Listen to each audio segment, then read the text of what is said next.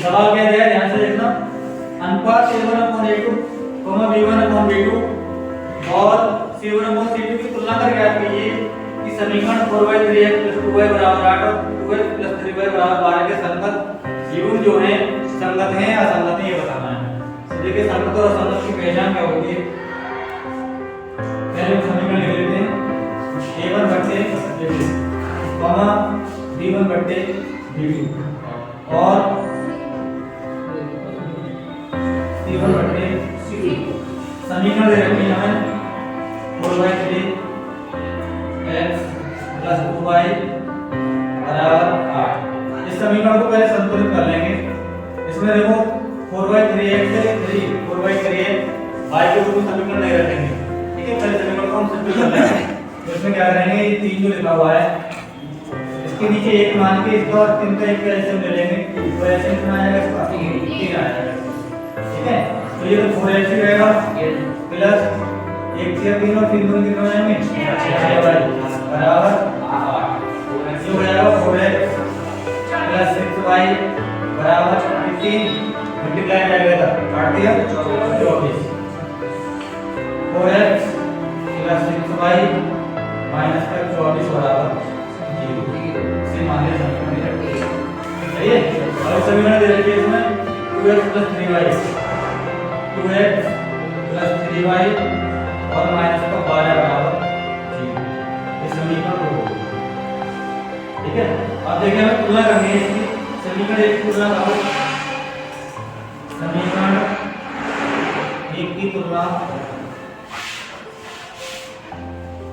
a1x + b1y + c1 बराबर 0 से कर लेंगे। तुलना कर लेंगे।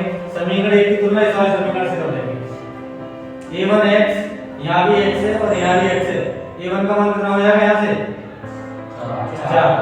तो a1 बराबर 4 b1 बराबर कितना हो जाएगा 6 c1 बराबर कितना हो जाएगा -24।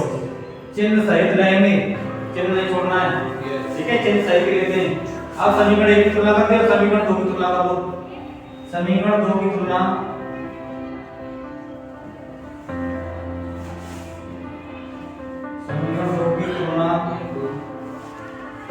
a2x b2y + c2 बराबर 0 से करना है।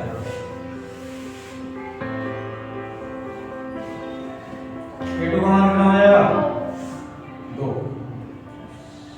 b2 का मान 3 और c2 का सही है। अब देखिए ये मान क्या करेंगे, इनमें रख के देख लेते हैं। ये इसके बराबर होगा नहीं, ये इसके बराबर होगा नहीं। अगर तीनों के मान बराबर होते हैं तो बराबर आते हैं तो ये संगत होगा, अन्यथा नहीं। अगर मान अलग-अलग आएंगे तो संगत होगा और मान सबके बराबर आएंगे तो संगत होगा।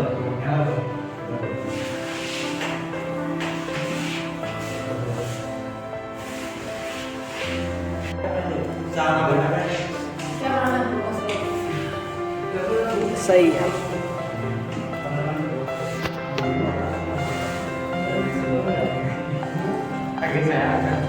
आगे देखिए समीकरण 1 की ओर।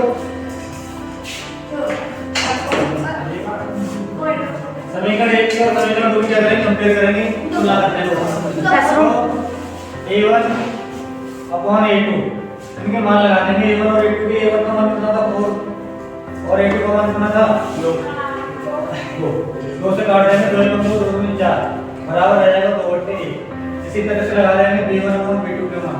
b1 का मान कितना था, यहाँ देखिए b1 का मान 6 और b2 का मान कितना था 3 था। 3 से काट देंगे 3 में 3 से 2 6 बराबर 2/1। इसी तरह से c1 और c2 के मान लगा देंगे।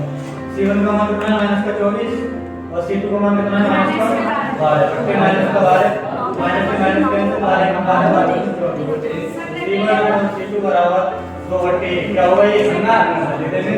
अतः दिया हुआ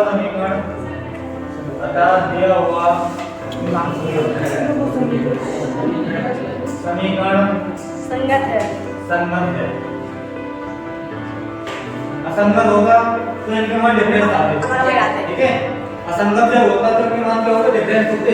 A1 A2 का मान B1 और B2 के मान के बराबर नहीं होता, और C1 और C2 का जो मान है वो इसके बराबर B1 और B2 के मान के बराबर नहीं होता, तीनों के मान डिफरेंस होते।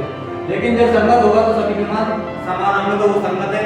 इसी तरह से कोई सा भी सवाल आए, ये नहीं कि यही है, अगर कोई सा भी सवाल आ जाए वहां पर A1 और A2, B1 B2, C1 और C2 और तीनों के मान बराबर आते हैं तो वो संगत होगा।